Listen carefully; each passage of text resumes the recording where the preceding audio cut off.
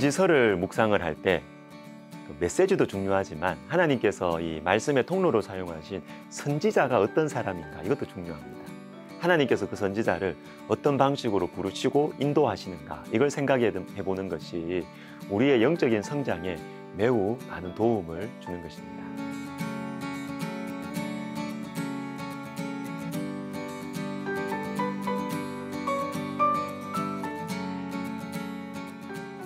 아모스서는 말씀의 온도가 뜨겁습니다. 자, 1장 2절을 보시면 그가 이르되 여호와께서 시온에서부터 부르짖으시며 예루살렘에서부터 소리를 내시리니 목자의 초장이 마르고 갈멜산 꼭대기가 마르리로다. 하나님께서 부르짖으신다. 소리를 크게 내십니다. 그냥 점잖게 말씀하시는 것이 아니에요.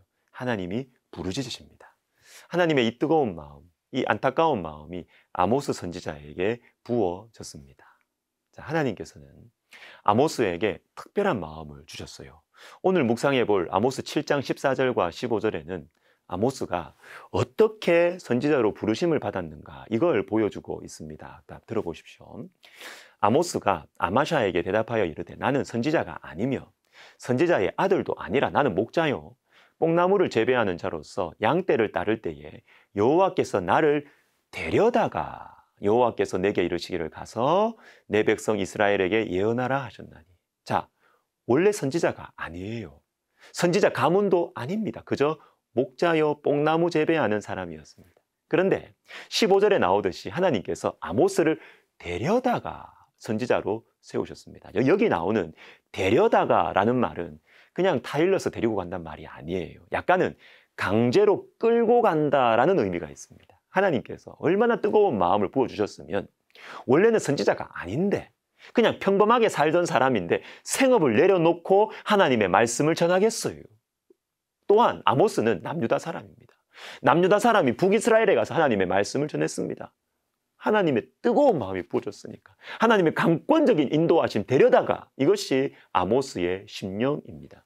예레미야가 아모스와 비슷합니다. 예레미야 20장 7절부터 9절을 보시면 여호와여 주께서 나를 권유하심으로 내가 그 권유를 받았사오며 주께서 나보다 강하사 이기셨으므로 내가 조롱거리가 되니 내가 다시는 여호와를 선포하지 아니하며 그의 이름으로 말하지 아니하리라 하면 나의 마음이 불붙는 것 같아서 골수에 차무치니 답답하여 견딜 수 없나이다.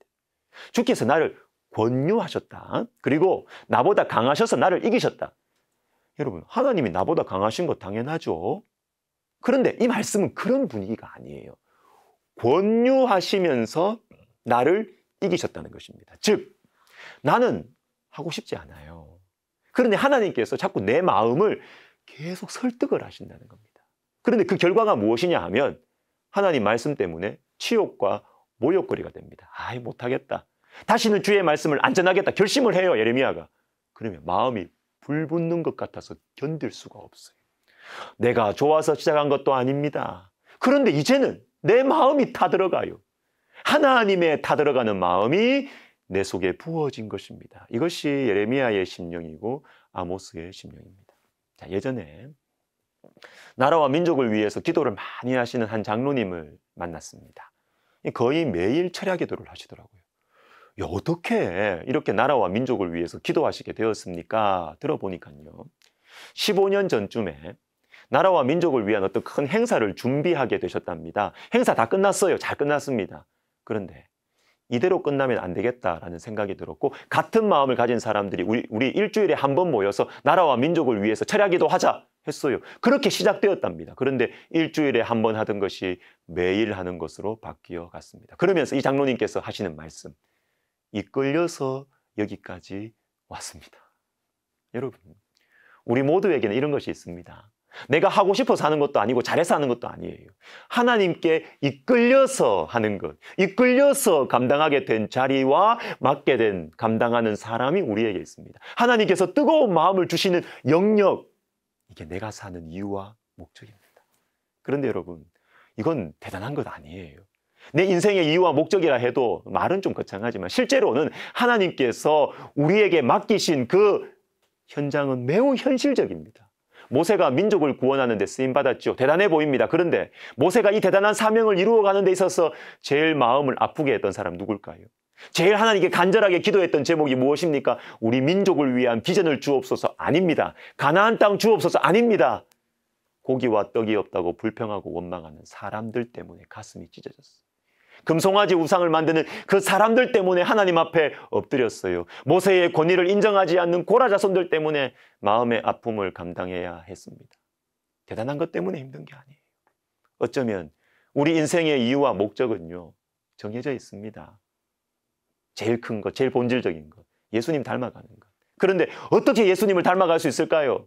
예수님을 닮아가는 것이 무엇을 의미하냐? 어떤 영역에서 어떤 방식으로 해야 되느냐? 어떤 참고 서적들을 읽어야 되느냐? 이렇게 한다고 되는 게 아닙니다. 하나님 그렇게 일하지 않으세요. 그 대신 내 가까이에 있는 사람들, 소소하게 주어지는 일들 가운데 내가 어떻게 신앙으로 반응하는지 그 과정들을 통해서 예수님을 닮아가는 이 본질적인 목적을 이루어 가시는 것입니다. 여러분, 아모스의 심령 뜨겁습니다. 그러나 거창하지 않아요. 하나님께서 나를 데리고 가신 일이고 나를 이끌고 가신 일이고 나에게 맡겨주신 영혼들, 이 내 삶의 현장에서 하나님의 말씀에 다스리심을 받으면서 예수님을 닮아가는 것에 우리의 마음을 쏟아가는 것, 여기에 영적 성장의 비결이 있는 것입니다. 기도하겠습니다. 하나님, 우리에게 미치지 못할 크고 기이한 일들을 바라보며 게으름에 빠지거나 교만함에 빠지지 말게 해주시고, 나에게 맡겨주신 사람들, 나에게 맡겨주신 작은 일들에 죽게 하듯 하면서 오늘도 예수님을 닮아가는 이 본질적인 인생의 목적과 이유를 이루어가는 우리 한 사람 한 사람 되게 하옵소서. 예수님의 이름으로 기도하옵나이다. 아멘.